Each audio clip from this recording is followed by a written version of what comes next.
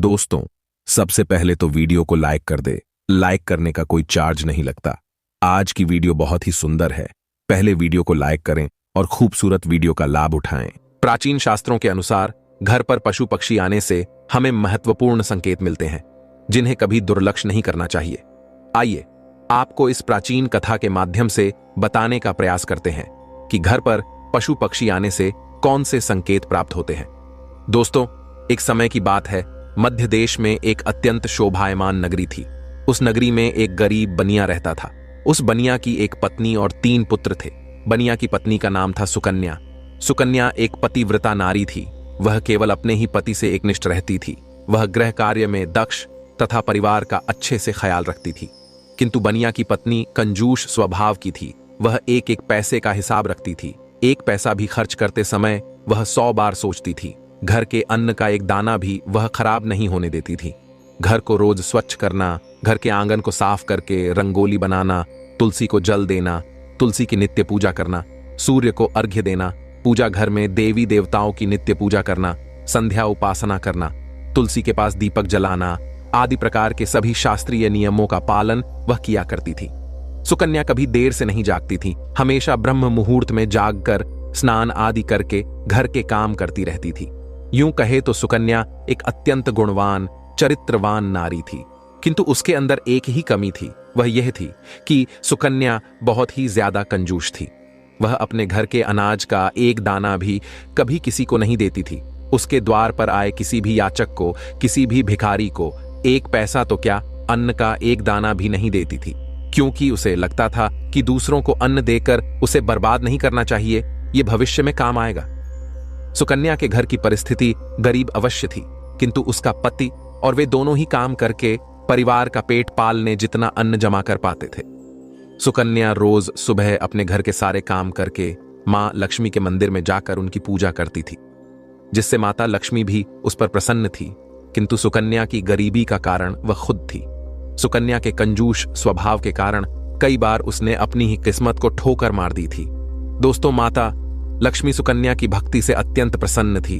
मां लक्ष्मी सुकन्या को वह सब कुछ देना चाहती है, जिससे सुकन्या की दरिद्रता दूर हो जाए और उसे सुख समृद्धि की प्राप्ति हो। इसीलिए एक बार माता लक्ष्मी सुकन्या की परीक्षा लेने की सोचती है।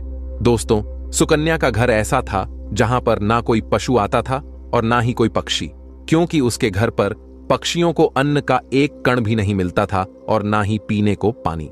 सुकन्या के द्वार पर ना कुत्ते आते थे और ना ही कोई गाय आती थी, क्योंकि सभी जानते हैं कि सुकन्या किसी को भी अन्न का एक कण भी नहीं देती है। फिर एक दिन एक चिड़िया सुकन्या के घर पर आती है और चारों ओर घूमने लगती है। सुकन्या के घर पर उसे कहीं पर भी अन्न का एक कण भी दिखाई नहीं देता है। वह चिड़िया सोचती है, अजीब बात है, इस घर पर ना अन्न का दाना है और ना ही पक्षियों को पीने के लिए पानी है। लगता है इस घर में रहने वाले लोग बहुत दरिद्री हैं। वह चिड़िया दूसरे दिन भी उस घर पर आती है, लेकिन उसे कोई दिखाई नहीं देता है और ना ही अन्न का दाना भी दिखाई पड़ता है, जिससे वह चिड़िया बहुत दुखी हो जाती है। फिर चिड़िया सोचने लगती है, आज मैं इस घर में रहने वाली स्त्री से बात अवश्य करूंगी। फिर चिड़िया सुकन्या के घर के सामने बैठ जाती है। कुछ देर बाद सुकन्या घर से बाहर आती है तो देखती है कि एक चिड़िया उसके घर के सामने उड़ रही है। सुकन्या उस चिड़िया को भगाने लगती है, लेकिन वह चिड़िया वहां से नहीं जाती है। फिर सुकन्या झाड़ू लेकर उस चिड़िया को भगाने के लिए उसके पीछे लगती है, लेकिन वह चिड़िया फिर से उड़कर वापस आ जाती है। कुछ देर तक चिड़िया को भगाने की कोशिश करने पर सुकन्या थक जाती है और वहीं पर आंगन में बैठ जाती है और कहने लगती है, हम कितनी मेहनत करके अन्न जमा करते हैं और ये पशु पक्षी चले आते हैं उसे बर्बाद करने के लिए। फिर सुकन्या उस चिड़िया की तरफ देखते हुए उस चिड़िया से कहने लगती है, हे चिड़िया, तू चुपचाप यहां से चली जा, मैं तुझे एक दाना भी नहीं डालने वाली हूं। फिर वह चिड़िया कहती है, हे देवी, मैं बहुत दूर से उड़कर तुम्हारे घर पर आई हूं, कृपया मुझे कुछ खाने के लिए दे दो तो बड़े उपकार होंगे। चिड़िया की बात सुनकर सुकन्या बोलती है, अरे चिड़िया, तू मुझे माफ कर, मैं तुझे अन्न का एक दाना भी नहीं दे सकती। मेरे घर में तुझे देने के लिए कुछ भी नहीं है। हम ही रोज भूखे सोते हैं तो दूसरों को क्या खिलाएंगे। इस प्रकार से सुकन्या उस चिड़िया से झूठ बोलती है। फिर वह चिड़िया कहने लगती है, हे देवी, आप तो बड़ी कंजूस हो, घर पर अनाज होकर भी झूठ बोल रही हो। जाओ, अब से मैं तुम्हारे घर पर कभी नहीं आऊंगी। ऐसा कहकर वह चिड़िया वहां से चली जाती है। फिर दूसरे दिन उस सुकन्या के घर पर एक मोर आता है। और अन्न की तलाश में इधर उधर घूमने लगता है, लेकिन उसे अन्न का एक दाना भी नहीं मिलता। उस मोर को देखकर सुकन्या हाथ में डंडा लेकर उसे भगाने लगती है ताकि वह उसके पेड़ पौधों को ना खाए। फिर वह मोर बोलने लगता है, हे देवी, ये आप क्या कर रही हो? मुझे क्यों मार रही हो? सुकन्या उस मोर से कहती है, हे मोर, तू जल्दी भाग यहां से। तू भी आ गया मुफ्त का खाने के लिए। यहां तेरे लिए कुछ भी नहीं है। कहीं और जाकर अपना पेट भर। हमारे घर में अन्न का एक दाना भी नहीं है।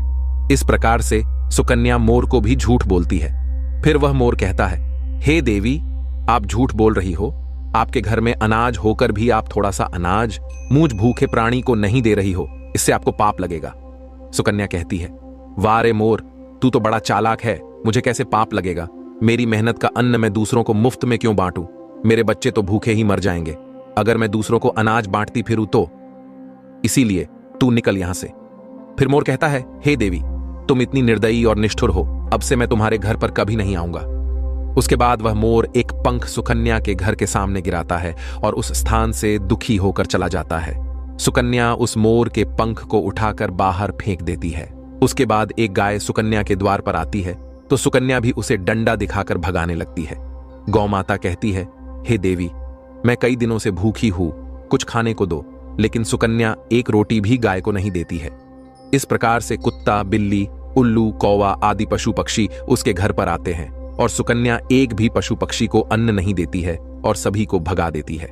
वे सभी पशु पक्षी निराश और उदास होकर भूखे प्यासे ही लौट जाते हैं और फिर दोबारा सुकन्या के द्वार पर नहीं आएंगे ऐसा कहकर चले जाते हैं।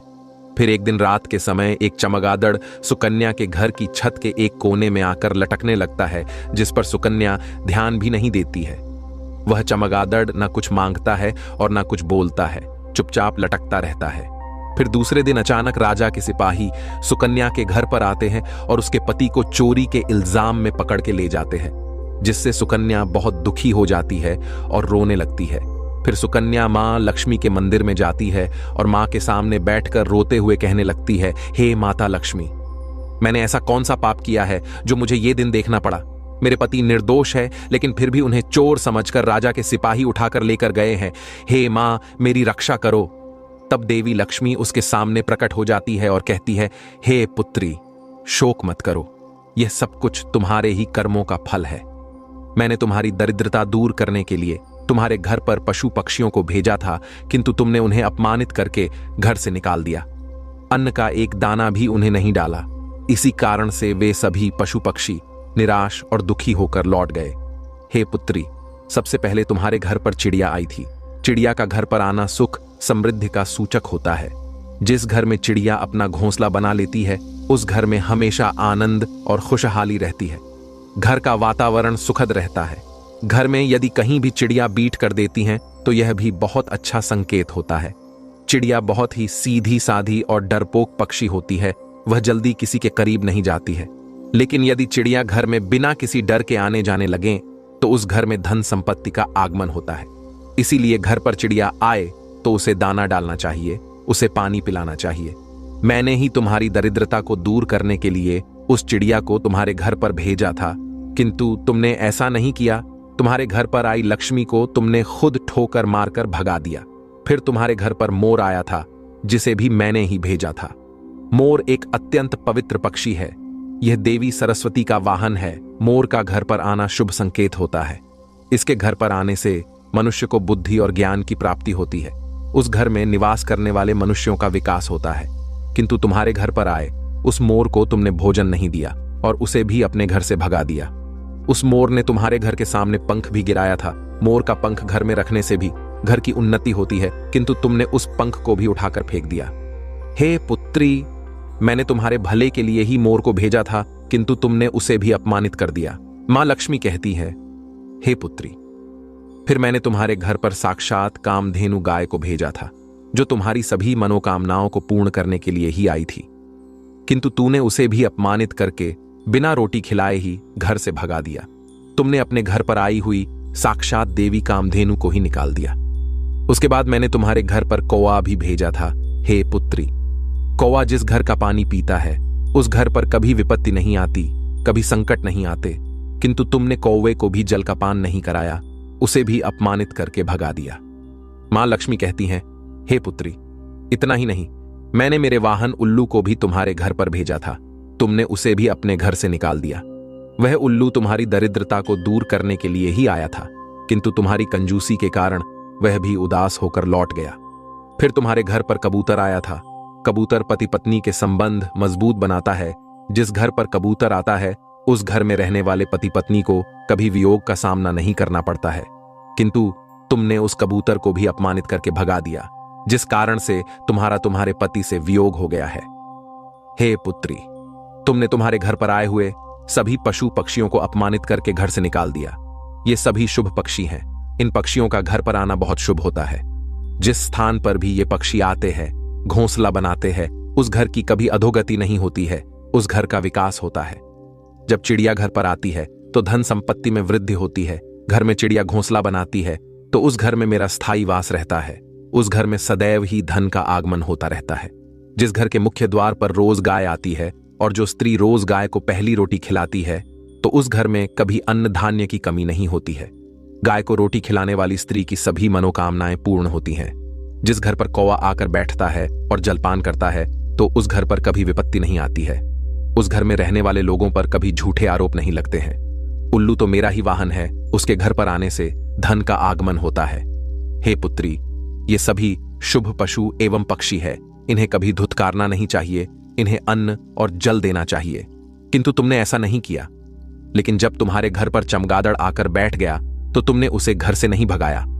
चमगादड़ का घर में होना अशुभ होता है। यह पक्षी भूत प्रेतों की तरह उलटा लटकता है।